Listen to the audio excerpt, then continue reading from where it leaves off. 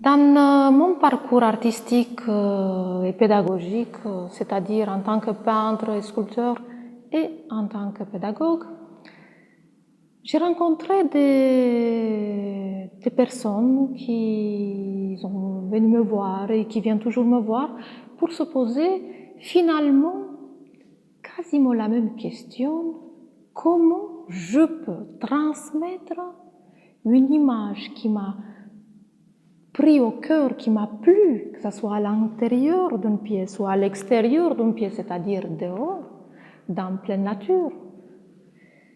Comment je peux transmettre une image qui m'a plu et la transposer sur une feuille et dire, voilà, voyez-vous, chers observateurs, ce que vous voyez, c'est là que j'étais.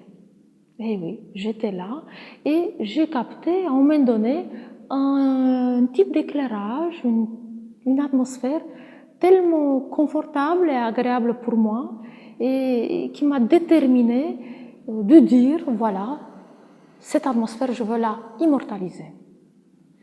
Alors donc, c'est pour cela que le cours que je veux vous enseigner, il se base sur la construction de la lumière et les ombres. La lumière et les ombres dans une composition. Elle peut être à l'intérieur d'une pièce comme elle peut être à l'extérieur d'une pièce, c'est-à-dire dans la source naturelle. Alors finalement,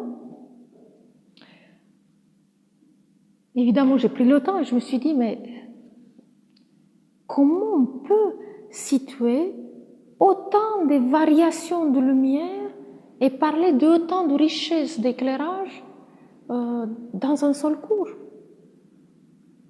Alors donc, du coup, bien évidemment, avec le temps, je suis arrivée à une conclusion et de dire, eh bien, peut-être serait intéressant de cadrer 3 images différentes qui correspondent à 3 situations différentes d'éclairage. C'est-à-dire un plein éclairage, un éclairage qui est très très sombre et un clair-obscur. Alors pour cela, je vais utiliser une feuille qui est, comme vous l'observez, de cette taille. Et moi, je vous demanderai d'utiliser de votre côté, d'utiliser des feuilles A4. Tout simplement des feuilles A4, comme par exemple celle-ci, rien d'extraordinaire, une feuille A4 en verticale, très importante. Alors, pourquoi en verticale? Parce que j'ai l'intention de placer 3 cadres. Un cadre ici, un deuxième et un troisième, justement pour préciser 3 possibilités, 3 situations d'éclairage qu'on peut rencontrer aussi dans une pièce chez nous ou dans n'importe quelle pièce ou aussi à l'extérieur dans la lumière naturelle. Alors pour cela, je veux construire mes cadres. Alors vous avez un rectangle. Je vais faire un deuxième rectangle et un troisième rectangle. Je vais le nommer d'ailleurs 1. C'est tout simplement donner des chiffres, ça va me permettre de parler à un moment donné avec un langage bien concret, c'est-à-dire exemple 3, exemple 1, vous voyez, l'histoire de se repérer. Alors maintenant, évidemment, peut-être vous êtes posé la question, qu'est-ce que c'est ça? Eh bien, ce sont 2 cylindres, ou chez vous, vous pouvez l'essayer avec 2 sopalins, préférable unis, blancs. Alors, 2 cylindres, bon. Maintenant, je vais faire un geste que je vous demanderai de le tenter chez vous, c'est-à-dire de mettre un sopalin, donc de mon côté un cylindre, je tiens à vous dire qu'il n'est pas très léger, hop, et de le poser, votre ligne d'horizon, juste au milieu de ce cylindre, c'est-à-dire vos yeux, vous les posez ici. Alors, vous observerez, quand vous regardez vers le haut ou vers le bas, vous ne pouvez pas voir les ellipses. Donc, finalement, qu'est-ce que vous observerez? Tout simplement une forme rectangulaire. Cette forme rectangulaire, on va la schématiser comme ça, tel qu'on a parlé. Une forme rectangulaire verticale. Sachant que finalement, cette forme rectangulaire, ce n'est rien d'autre chose qu'un cylindre. Alors donc, ce cylindre, pourquoi le cylindre et pourquoi pas un cube, par exemple? Eh bien, parce que le cylindre, vous savez, j'ai choisi exprès, parce que le cylindre, il est comment? Est-ce qu'il est plat? Non, il n'est pas plat. Est-ce qu'il est arrondi? Oui, il est arrondi. Et donc, dans la nature, on rencontre beaucoup des éléments arrondis. Alors, vous entendrez peut-être vous ferez attention, ou peut-être pas, sur un type de langage que j'ai, c'est-à-dire le mot élément, pour moi, correspond à une association de plusieurs images, que ce soit un objet, modèle vivant, coccinelle, papillon et toute autre chose. Pierre, objet créé par la main humaine. Donc, ici, vous avez un cylindre qui est bien arrondi et je vais le placer d'ailleurs aussi sur les autres deux rectangles d'une manière à peu près identique. Alors, je vais m'expliquer. Identique, ça veut dire quoi?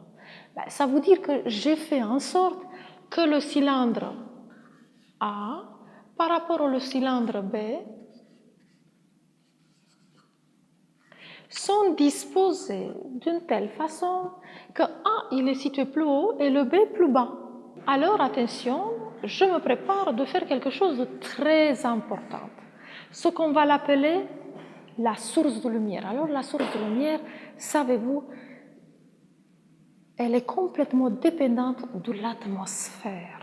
Donc justement, notre objectif aujourd'hui, c'est de travailler sur deux éléments, la source de lumière et l'atmosphère, car c'est ça qui va créer une perception. Ce qui est très important, c'est que pour moi, cette flèche représente la position initiale du spot ou du soleil. Le placement, je veux dire. Et on sait très bien que si le soleil, comme le spot, comme tout éclairage, vous voyez, ça vient en forme d'éventail. Donc à ce moment-là, voilà ce que je fais aussi sur mes trois rectangles. Alors, pour vous aider, j'ai préparé pour vous sur une feuille Arial A4, voilà qu'est-ce que ça doit donner. Et bien voilà, vous voyez, c'est ça qu'il faut faire.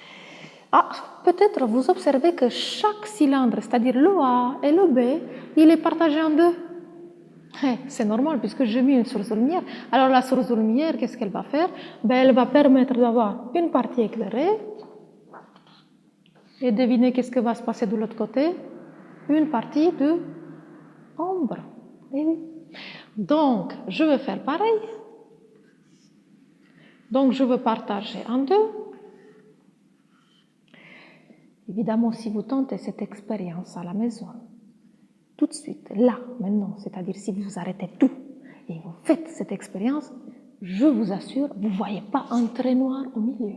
C'est tout simplement une schématisation du placement d'éclairage et de l'ombre.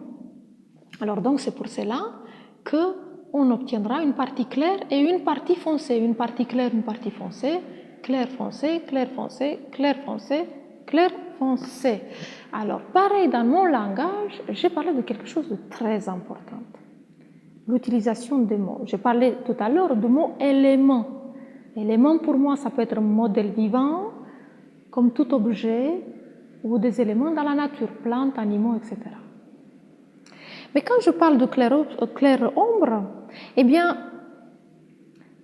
tout ce qu'on trouvera du côté éclairage, on utilisera les mots suivants. Attention,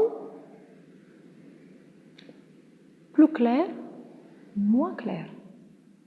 Du côté ombre, on va utiliser le mot plus foncé et moins foncé.